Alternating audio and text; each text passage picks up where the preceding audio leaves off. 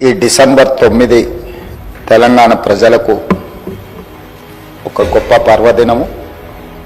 December 9, 2009 నాడు ఆనాటి కేంద్ర హోంశాఖ మాత్యులు చిదంబరం గారు తెలంగాణ రాష్ట్ర ఏర్పాటు ప్రక్రియను ప్రారంభిస్తున్నామని చెప్పడమే కాకుండా మొట్టమొదటి తెలంగాణ రాష్ట్ర ఏర్పాటు ఆకాంక్షను వారు ముందుకు తీసుకొచ్చారు. ఆనాటి యూపీఏ చైర్పర్సన్ శ్రీమతి సోనియా గాంధీ గారి జన్మదినం కూడా డిసెంబర్ 9.